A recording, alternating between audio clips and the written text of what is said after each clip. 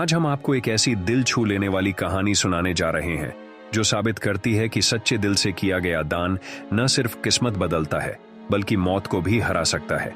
यह कहानी है एक राजा और रानी की, जिनकी जिंदगी से सारी उम्मीदें खत्म हो चुकी थीं, लेकिन एक छोटे से दान ने ऐसा चमत्कार किया जिसने उनकी तकदीर और जिंदगी दोनों बदल दी। राजा धर्मवीर और रानी सविता शिवजी के बड़े भक्त थे। उनकी सुबह की शुरुआत मंदिर में पूजा से होती थी। राज्य में राजा धर्मवीर को न्यायप्रिय और धर्मशील शासक के रूप में जाना जाता था। लोग उन्हें बेहद सम्मान देते थे, लेकिन उनकी एक बड़ी चिंता थी। वे निसंतान थे।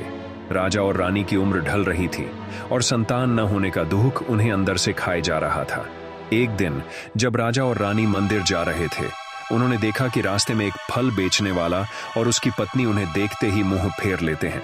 राजा को यह बात अजीब लगी, लेकिन उन्होंने इसे नजरअंदाज कर दिया और मंदिर की ओर बढ़ गए। पूजा के बाद राजा ने फल बेचने वाले को महल में बुलवाया। जब फल वाला महल में आया तो राजा ने उससे पूछा, तुमने मुझे देखकर मुंह क्यों फेर लिया था? क्या मुझसे कोई भूल हो गई?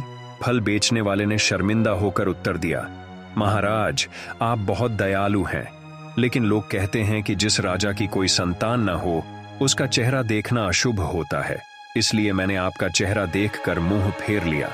यह सुनकर राजा धर्मवीर को बहुत ठेस पहुंची।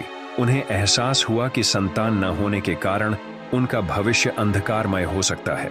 उन्होंने रानी सविता से कहा, लोग अब हमारा चेहरा भी देखना नहीं चाहते। हमें शिवजी की विशेष पूजा करनी होगी, तभी शायद हमें संतान का सुख प्राप्त हो। राजा और रानी ने शिवजी के मंदिर में विशेष हवन और पूजा करवाई, लेकिन कई महीने बीतने के बाद भी कोई परिणाम नहीं मिला। वे निराश हो गए और सोचने लगे कि शायद उनका जीवन ऐसे ही बिना संतान के समाप्त हो जाएगा।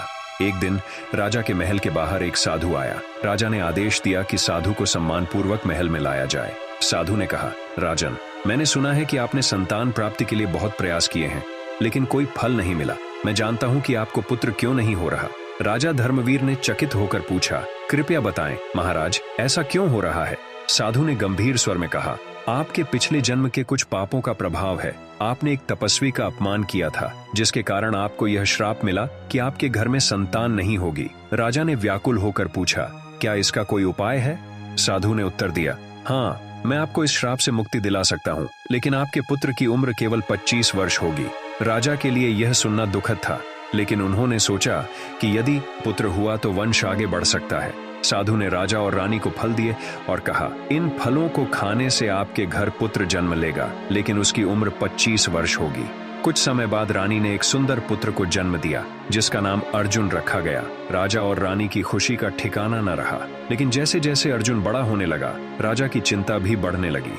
इस बीच पड़ोसी राज्य की एक राजकुमारी वसुंधरा अपनी दरियादिली के लिए जानी जाती थी। राजा धर्मवीर ने अपने पुत्र अर्जुन की शादी वसुंधरा से करवा दी। दोनों की शादी धूमधाम से हुई, लेकिन राजा और रानी को उस दिन की चिंता सता रही थी जब अर्जुन 25 वर्ष का हो जाएगा। वह दिन आ गया जब अर्जुन की उम्र 25 वर्ष होने वाली थी। एक रात राजकुमारी वसुंधरा ने अपने पति के लिए स्वादिष्ट भोजन बनाया। तभी एक भूखा व्यक्ति दरवाजे पर आया और भोजन मांगने लगा।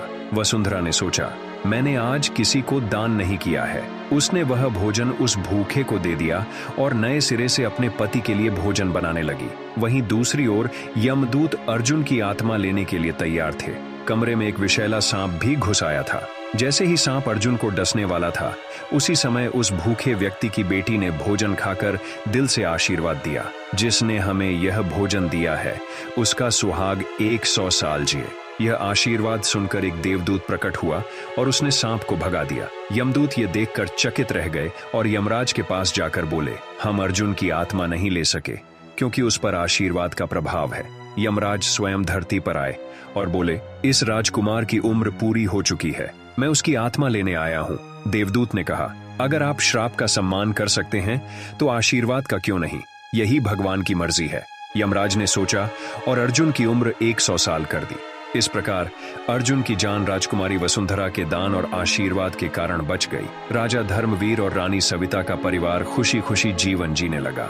दोस्तों, इस कहानी से हमें यह सीख मिलती है कि सच्चे मन से किया गया दान मौत को भी मात दे सकता है। भोजन का दान सबसे बड़ा दान है और आशीर्वाद से किस्मत भी बदल सकती है। अगर आपको यह कहानी अच्छी लगी हो तो हमारे चैनल मॉरल फेबल टीवी को लाइक और सब्सक्राइब करना न भूलें। धन्यवाद।